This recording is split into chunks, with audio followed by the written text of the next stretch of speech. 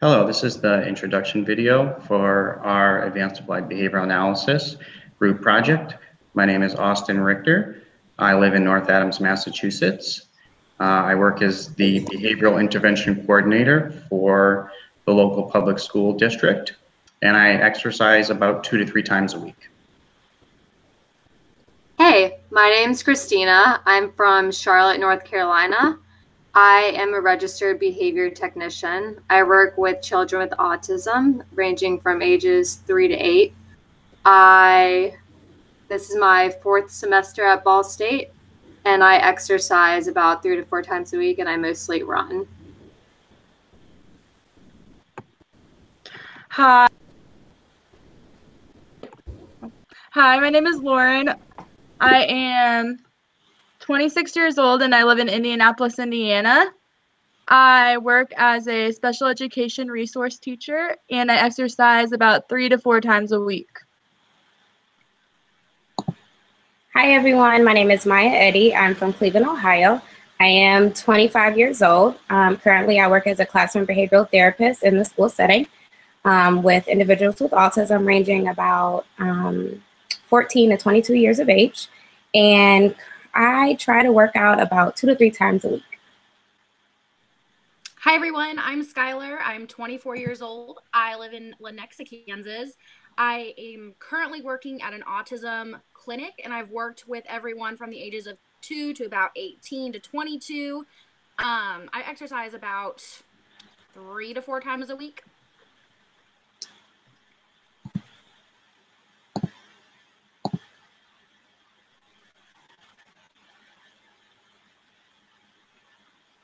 Okay, and we are going to get started with our presentation. So the study that we chose to replicate is titled Internet-Based Contingency Management Increases Walking in Sedentary Adults, and that is by Curdy and Dallery, 2013. We just introduced ourselves, and this is our group members, Austin, Christina, Lauren, Maya, and Skylar. So what was replicated? The study that we chose to replicate utilized a internet-based intervention to increase walking in 12 adults. The research indicates that the majority of adults do not engage in enough physical activity, and there is a need to increase walking steps on a daily basis. The study was found to be successful as the intervention increased walking in adults.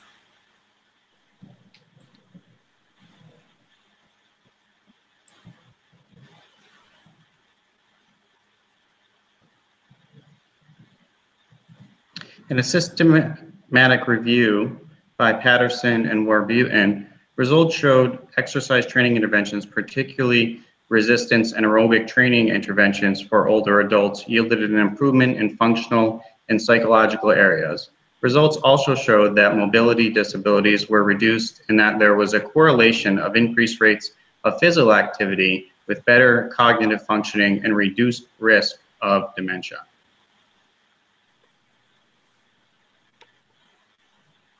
Another supporting article brings awareness to the fact that physical activity is not only important for one physically, but it significantly affects one's health. High blood pressure, heart disease, and also heart failure can affect one's health if they are not physically active. The study evaluated the effects of walking 10,000 steps a day using a pedometer, and the results concluded that walking the required amount of steps, the 10,000 steps a day, actually decreased blood pressure in all of the participants.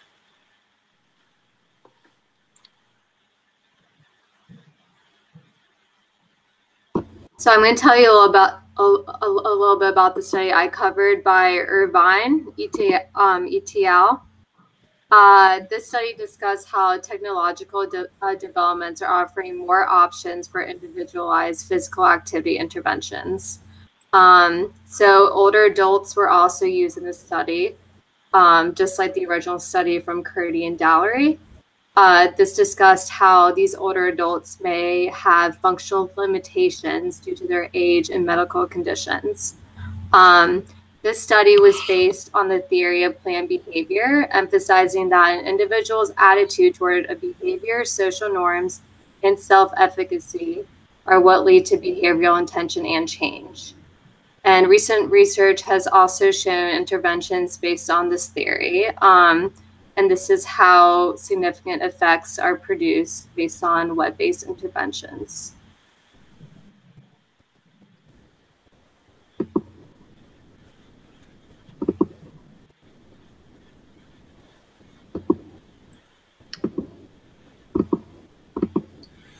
So we're going to get into the purpose of our study. So the overall purpose of the study was to determine if similar results would be met when using an internet-based intervention to increase walking steps in 5 participants. So there were a total of 5 participants in our study. That was me, Christina, I'm 24. There was Lauren, age 26, Maya, age 25, Skylar, age 24, and Austin was our only male for the study, age 34. We are all in an online graduate program, so we're all students leading very busy lives. Everyone spends several hours a day seated, completing homework, projects, certification hours, etc. But we also had the opportunity to engage in physical activity at our place of work or after work hours. We collected data by putting on a step tracking device. We put it on first thing in the morning and moved our bodies throughout the day and posted our step count and activity log each night. This happened over the course of 5 weeks, and we all discussed prior to the study that we were interested in improving our overall health and increasing our daily steps. We communicated online prior to the study. However, none of us have met in person. We all live in different states, all over the United States. And basically the setting for the study is wherever we took steps, including where we live, where we work, and just areas in our community, also including places where we travel. So now I'm going to go over the materials we used for our study. We used electronic step tracking devices, including a Fitbit, Apple Watch, and the Fitbits used were Fitbit Blaze and also a Fitbit Charge.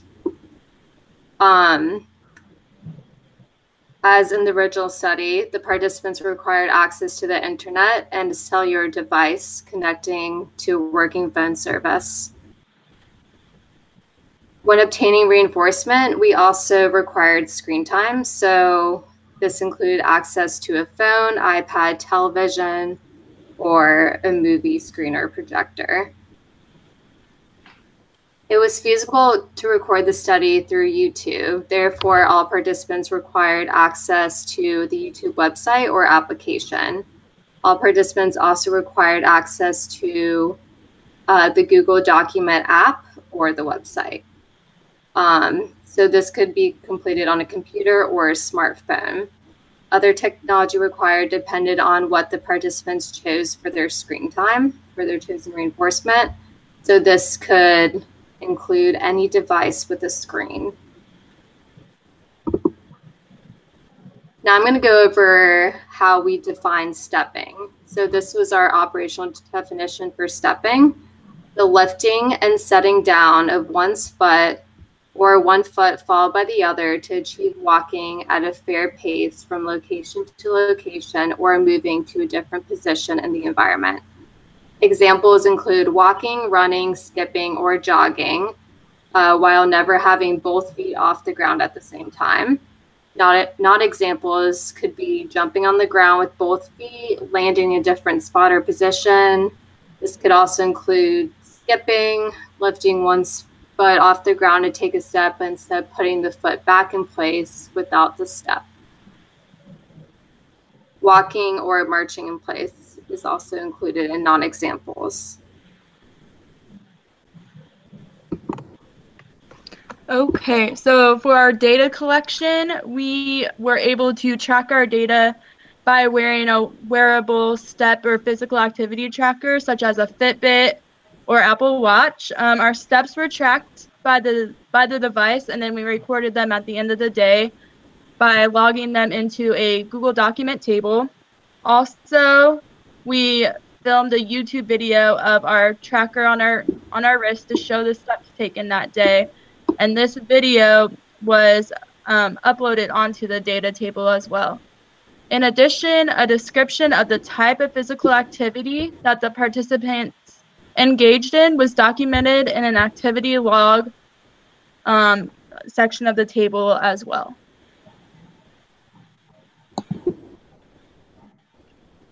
And then as far as the graphs we made, 12,160.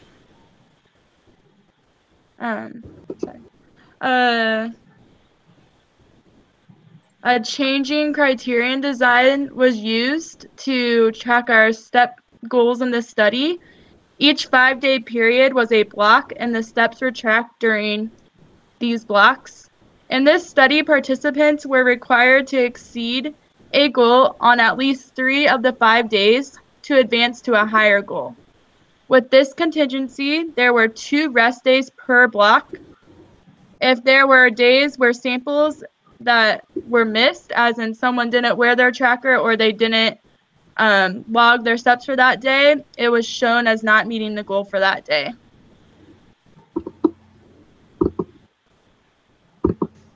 Data collection occurred in 5-day blocks. The first day of the 5-day block began on Monday, and the last day of the block ended on Friday. On the start day of data collection, the participant attached their electronic step tracking device to their wrist from the time they got out of bed in the morning to the time they went to bed at night, with the exception of sleeping and water activities. Baseline data was collected for 5 days to yield a reliable estimate of daily steps walked. During this phase, the participants went about their day and made no changes to daily exercise routine. For example, the participants were informed not to begin a new exercise regime during baseline data collection. The participants continued with their regularly scheduled activities day by day. Every night before midnight, the participants were asked to submit a video of their step total for that day. The starting goals for participants were decided after baseline data was calculated.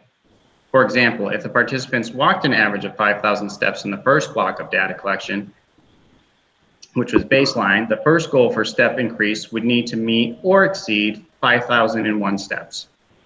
If a participant met a 5-day goal criterion, his or her new goal was either A, to exceed the 4th highest step count from the previous block, or B, a 1,000 step increase beyond the goal of the previous block. For example, if a participant walked between 3,501 and 4,000 steps per day for at least 3 days during this block, his or her next goal would be 4,500 steps. Each block required 3 data points to be at or above the criterion line in order to progress to the next goal. If the participants had less than 3 data points above the criterion level, then they were required to reset the goal from the previous block. If the steps taken were less than criterion set for increase and the 4th highest data point was less than the criterion set, the participant's step goal was reduced in order to achieve a more attainable goal.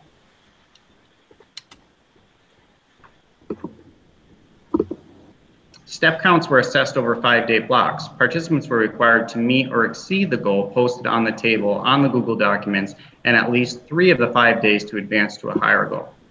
Participants were able to advance to a new goal once the 5-day block goal criterion is met. The new goal was to either exceed the 4th highest step count from the previous block or a 1,000 step increase beyond the average step count of the previous block.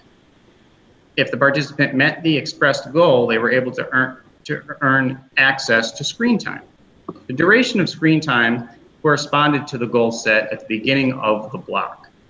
For example, the participant will earn 7 minutes of screen time if they met their goal of 6,000 to 6,999 steps expressed at the beginning of the block. If choosing not to use a 1,000 step increase, the formula used for the 4th highest step goal is K equals M plus 1 minus W, where M equals 5, number of days per block, and K equals 4, rank on which the new goal is based. For our replication, the reinforcement decided among the participants was minutes earned for screen time. Each individual was awarded with the ability to watch a preferred screen, such as watching a movie on a television or iPad, checking social media via phone or iPad. Examples of reinforcers would be television time, video game time, or checking social media.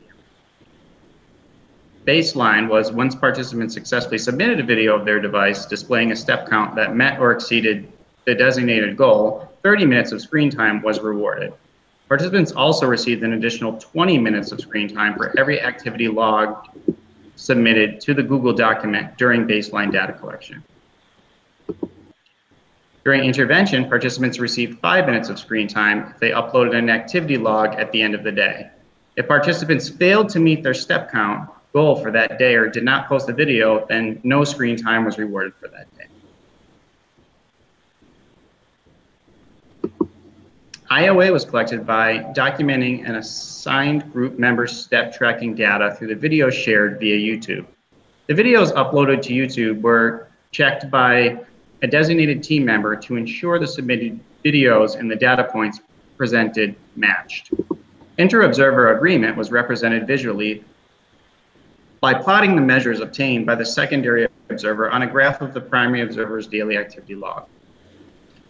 For treatment fidelity, strategies used to monitor and enhance the accuracy and consistency of the intervention included charging the device each night, wearing the device throughout the day, and documenting the number of steps and topography of activity each night.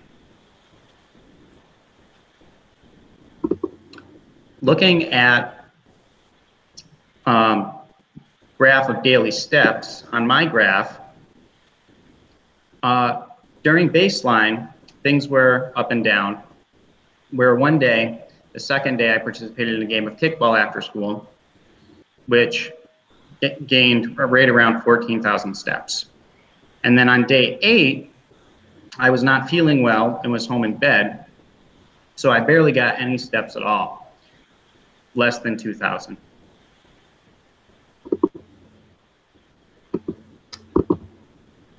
So now I'm going to go over my results. My graph is very variable and has a sawtooth-like formation. I do not think the intervention worked for me due to reinforcement not being received or effective.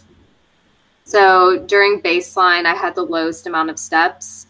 And then from there on out, I worked out on average 2 days a week, which shows in the graph. So I was not able to meet the 3 data points required above the criterion line. I did not meet criterion until block 4.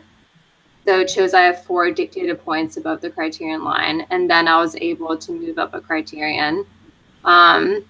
It wasn't until the end of the study where I had increased number of steps.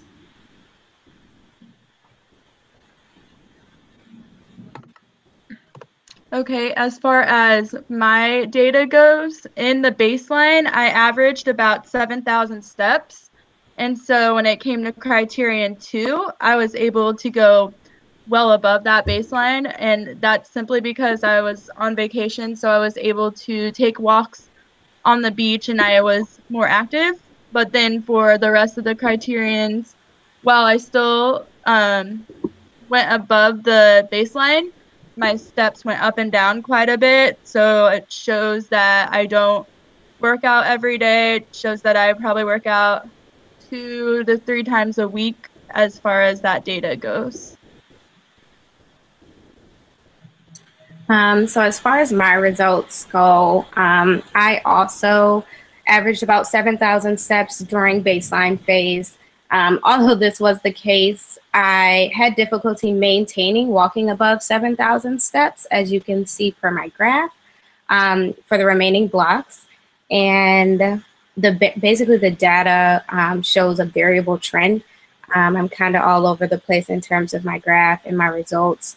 The intervention, I would say, did not work as well for me, and I was not able to move on past my first step goal and move on into another criterion. So my graph, I averaged around 7,000 or 6,700 or 6,000, 7,000 steps in baseline, I was able to steadily increase my daily steps or my weekly steps until the 4th block. Unfortunately, I only had 1 data point above the last criterion level. So in the last week, I would not have moved up. My data looks a little wonky. You can really tell that on the last day of the block, which is a Friday for everyone, my steps increased well above criterion level because Friday nights are when we all go out, we all do things. So my averages were very thrown off by the outliers of up to 14,000 steps. And then there was a few days where I was sick, so they really dropped down to about 1,000 or less. For me, I would say that the intervention worked a little bit up until the end. I know we're all in school, so like our activity kind of decreases and increases. It doesn't really show. Maybe it shows that I worked out, but I also do a lot of things at work where I was very conscious of taking my steps and increasing those steps. So when the kids were playing Duck Duck Goose, I was playing Duck Duck Goose. And I was like, there are days where I was like, I don't have to go to the gym because I've played Duck Duck Goose and I've hit those steps. So overall, the data's kind of wonky, but the intervention worked for me.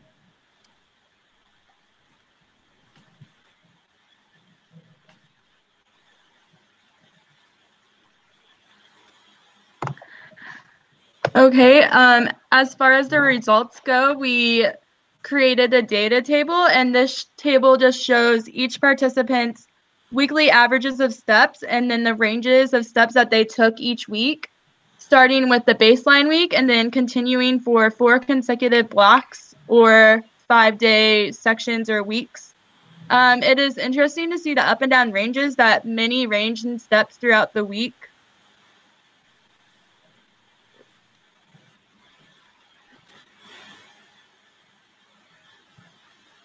So a day in the life of us exercising and pretty much a day at our jobs, because we all work a lot. I walked up and down stairs mostly, walked through the school buildings at work, and walked around the supermarket shopping.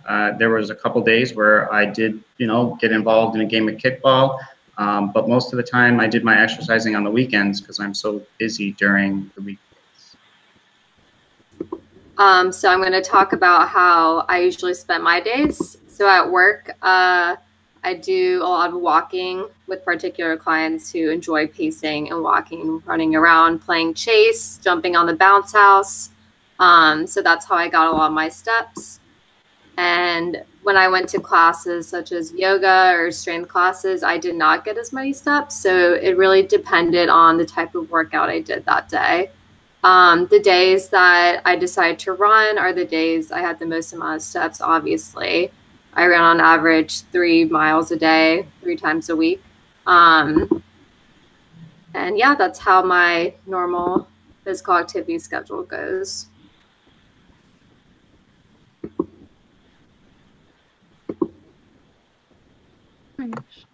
As far for me, a typical day for me would be taking a walk around the neighborhood with my husband or by myself, or even going to the YMCA to work out. And then also I have a puppy, so kind of walking around with him, making sure, taking him for walks and things like that. Since I'm not in school right now, it's hard for me to get as many steps as I would if I were walking around the school building and doing my job that way. So I've just been trying to do other things in the summertime.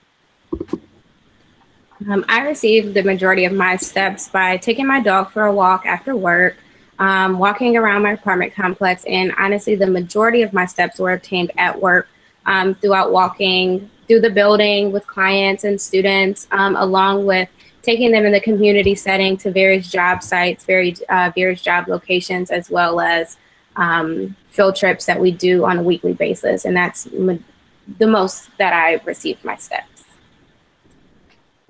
A lot of my steps came from work. I walk up and down the stairs with the clients. We will walk to the playground.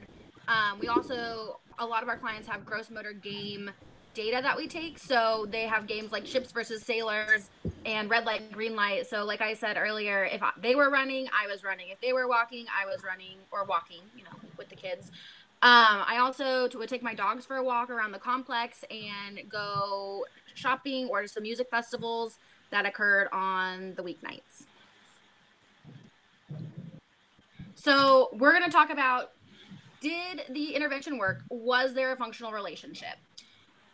The simple answer for the majority of the participants is that the intervention was not successful. 2 participants, Lauren and Skylar, were able to increase their steps each week, which was really awesome to see, but that might not have been due to the intervention. Austin's steps were actually decreased. And again, a lot of our steps are taken on the weekend. Our exercise habits happen on the weekend versus the weekdays. And Christina and Myra were both stuck towards the middle and didn't really start increasing their steps until the end of the study. So overall, the intervention and the internet management system that we chose was not successful for majority of our participants. A lot of limitations we found. We found many things that went wrong. Our biggest limitation and our biggest thing that we found went wrong was the motivation behind us. So we use screen time because for us, that was very universal and it was something we all could achieve. The study we replicated actually used money, which is universal. It's a universal reinforcer for everyone, but we didn't have the time or the ability to get money to pay ourselves. Working towards screen time is very hard when we live in a world of technology. Our classes use computers, our internet needed a computer. Everything that we do on a daily usually involves some sort of screen time. There's also not a lot of time when you're in grad school or working full time to sit down and watch a movie. Even if you've only earned 50 minutes, what motivates someone to watch a movie for 50 minutes and then be like, okay, I earned it. It's turned off. We're all done here. So our reinforcement could have been better, but it's very hard to decide what is universally reinforcing or preferred for 5 strangers living all across the United States. Another limitation we found was the use of our technology. We all use different pedometers and step tracking devices, and things are like all watches track steps similarly, but they're not the same. So I noticed when I would wear a Fitbit a few years ago, I would clap my hands and my steps would increase. But if I do that with my Apple Watch, it doesn't hit those same amount of steps. So the Apple Watch requires more movement, and I don't know what the Fitbit does, but I just know when I use mine, when I would clap, I would have like 10,000 more steps if I was doing something that involved a lot of arm movement. Another limitation with our technology is that technology doesn't know if you're running, jumping, jogging, walking, so it might not catch all those steps. I noticed that when I would walk around Walmart or the grocery store, that I would be pushing the cart with both hands. That's not tracking my steps for my watch. So while I'm taking those steps, they're not being tracked, which I think could have contributed to a lack of steps some days. Another limitation is that we're all humans. We forget to wear a watch. Some people do not wear their watch on a daily basis. So putting it on in the morning is routine, and it's hard. And if you're changing your routine from not wearing a watch or not wearing jewelry, it's very hard to get back into that routine. Again, being human, we forget to do things. Like we forget to charge our phone. Sometimes our animals walk over our watch and knocks them off the charger. Sometimes data wasn't saved because our Bluetooth wasn't connected to our watches. So all of those steps that we took were unable to be tracked because we didn't have them hooked up to our syncing device. So it could be a simple switch of the button. It could be we forgot to charge it. The power could have gone out. We get sick. We get hurt. So Austin and I both got sick during our experiment, and we're unable to hit those requirements. However, the criterion did allow to have a few days of missteps per se. We also want to keep our safety because we are humans. It's not ethical or reasonable to be out walking around in an ozone alert or if it's storming or hurricaning. So a lot of those that's just because that's life and that's we're humans. Another limitation we found was the actual internet management system we used. The study we replicated used a website called Motivate, which is an actual exercise tracking device, kind of like the Fitbit website. We did not have access to that technology. we also tried to set it up to make it work for everyone. So we were using universal websites like Google Docs, YouTube. It took a lot of steps, and there was a lot of moving pieces as compared to the study. The participants in the study would basically come to their computer, take the video of their watch, upload their tracking thing, all on the same web page. Unlike us, we had our watch, we had to videotape it, upload it to YouTube, click out of that, get back to it. There was just a lot of steps which could contribute to a lack of hitting that the contribution log. Physicality is another big limitation. The study that we replicated didn't even take participants that walked over an average of 6,000 steps. So we use an internet management system and a replication system that was used for sedentary older adults over the age of 50.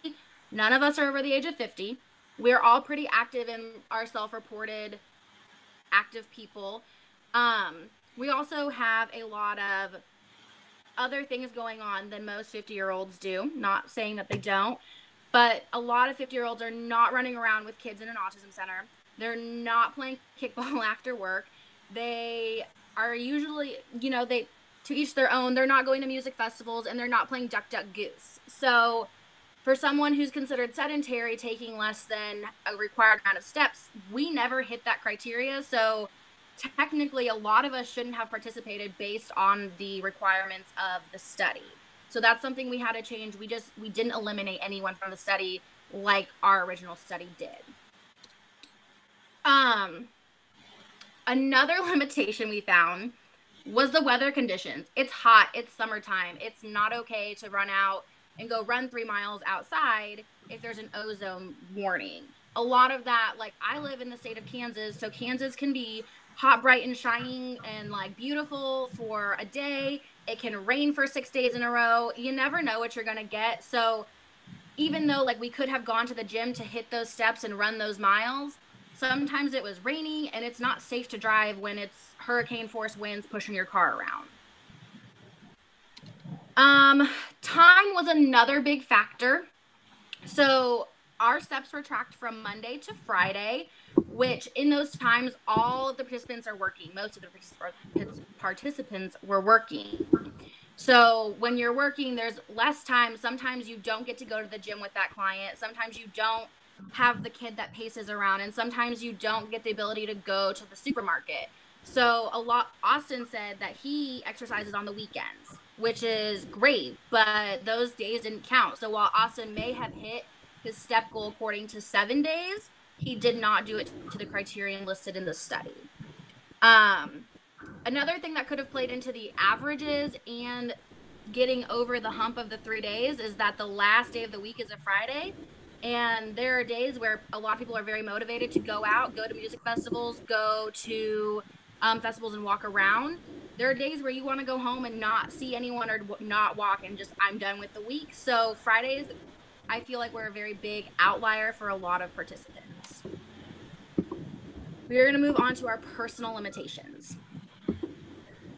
My biggest personal limitation that was already listed was only counting steps on the weekdays. Just felt like a big limitation because a lot of my working out and free time does come on the weekend. After working 8 or 10-hour days and then coming home and having schoolwork to do, I don't really feel like going out and going for a run or going to the gym and lifting weights. I do try to stay healthy and get my activity in on the weekend and go for runs and exercise as well. It's also been an especially hot summer, so I think that was also another big factor for me. So for me, prior to the study, I had a schedule changed where I would get off work later. So I would get off of work at 6:30 instead of my usual time, which was 5. So because I got off work late, I had less motivation to go to the gym because I need to go home and do homework normally. Also, usually I do work out more on the weekends than during the week. And after days I worked out, I would normally take a rest day the next day. So I would have an increase in steps and then a decrease. So some days I would hit that 10,000 mark. Other days I would not. I don't think reinforcement was effective for me because I didn't have the time to watch TV or keep track of my screen time. When it came to my phone, there was times I had to use my phone to take data, to text and call people, and I wasn't recording the amount of time I spent on my phone. It may have been more effective if I did have time to watch a TV show that day. Also, another limitation was not having my Bluetooth connected to the Fitbit because I actually borrowed the Fitbit from a friend. So there were days where I fell asleep early and I did not post my steps. This happened on 2 days. And the data did not save. I was able to access it later on the Fitbit website. But that did cause some issues. And that's about it for me. As far as my limitations go, there were a couple days where I would forget to wear my Fitbit. I think that happened one time for me, and so that was, I wasn't able to put any steps in for that day. Another limitation was since I am a teacher, I'm off for the summer right now, so I would not be able to get as many steps as I would usually be getting. And even though like exercise, I try to be active most days, it's hard because in my first block, I did a lot of steps. So it was hard to keep increasing that the following weeks. As far as my limitations go, I just had a lack of motivation after a long day of work. It was really hard to keep myself motivated to have a really busy, long day and go to the gym and work out or go outside and run. Also, during the study, I had 2 weeks where my students were not in school. So during that 2 weeks, we also had time off, and I had a difficult time balancing between enjoying a break from work, but still needing to meet the required walking steps. There were times where I also forgot to charge my Apple Watch. I was guilty maybe twice in the study of falling asleep with my watch on my arm. And due to that, my watch died, so it was not ready to go for the next day of work. So those were some limitations for me. A few personal limitations for me is I use the weather. I'm in Kansas again, so you never know what you're gonna get. Some days my watch would die really fast, and I think it was because there are days where I would get like an influx of text messages or an influx of calls, so I really wasn't sure like if that contributed to that. I really try to charge my my watch every night, but I've learned that charging electronics every single night actually kind of messes with the battery, so we try to keep it as stable as possible. And then another limitation for me is that I have a son running around, so not all the time that I don't want to leave the house and be from that situation. So a lot of the time I made sacrifices from ending schoolwork to hang out with him and take a walk or throw a ball versus watching television. And the next slide talks about if we identified any biases or human error. There were some human error involved within the study, but it did not impact our data. And then our most common human error identified was forgetting to charge or wear the step tracking device, as mentioned before by a few of the participants, just simply forgetting to charge the device the night prior to the next day. So obviously that affected being able to track the steps for that day. And luckily our group did not identify any biases within our study. So in conclusion, the experiment conducted did not turn out to be successful for everybody that was in the study. Steps were not increased each week and even decreased in some cases.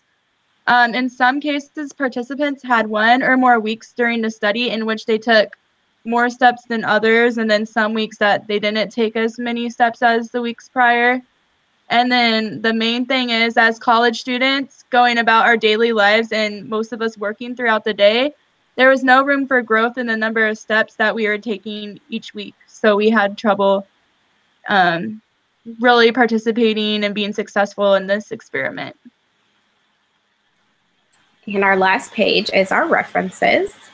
And that concludes our presentation. We thank and appreciate you for watching.